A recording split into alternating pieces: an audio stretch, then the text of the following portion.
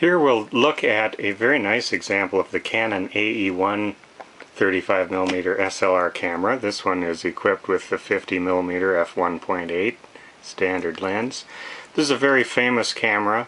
It's a shutter priority camera, one of, if not the first, electronic computer controlled camera. I believe it came out in 1976, which is by coincidence the year I became interested in cameras. I was a kid and didn't have one of these, but I remember seeing these around. And let's step down through the shutter speeds just to see how it works.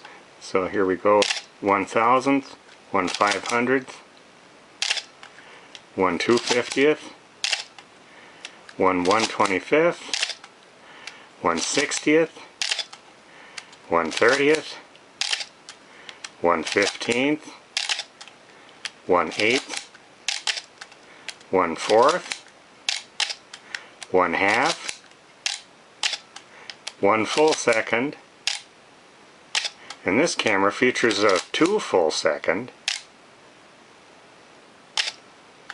and the bulb setting, which it keeps the lens stop down and the shutter open as long as I keep the button held down. We can see in there that the lens has stopped down, and there, so that works just fine. This camera has an on-off switch. It's off when it's like that.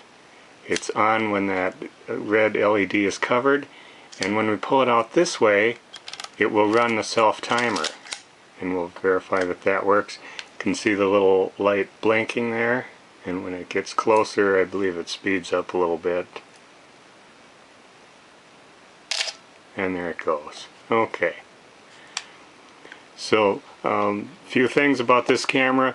These battery doors are often broken. This one is not. The little latch works properly. There is a battery in it, and I will leave it in there. It's probably old, but it has enough power to run it, so it'll probably work for a little while. But that door works properly, and that's a big thing on these because very often those are broken. It looks pretty clean on top here. One thing I did notice, it's got a little bit of a scrape and little ding right there. I don't know if it shows in the video, but I've got some good pictures of it that you can look at.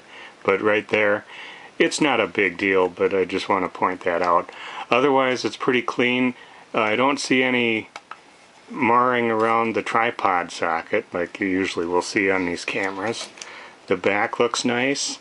If we open this up, we pull up on the film advance lever, or rewind lever, and we can see the crank works fine there. If we pull that up, the door will open, and there's the shutter. And I'm going to set this on a slow speed just so we can see that action.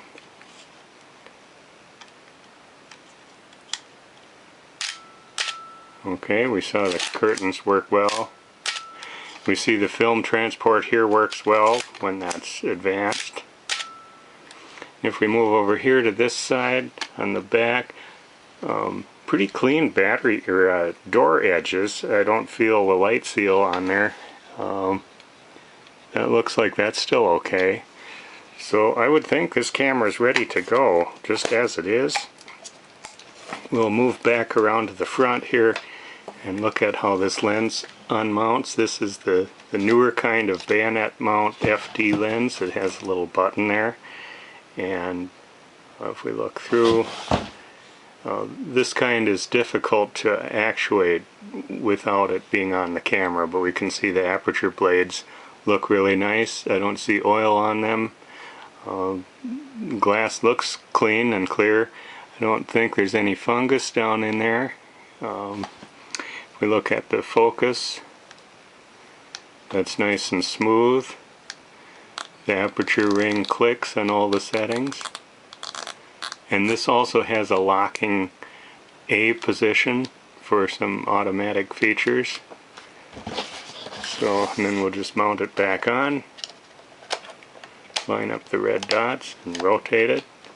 And it does lock. Sometimes these have problems with these buttons not popping back, but this one works just fine. I should point out here the stop down preview works. You can see it's a locking one. So that's good.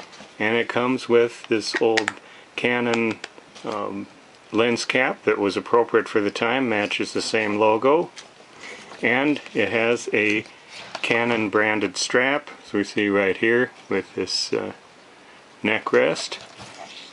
So very nice outfit for somebody to take film pictures with.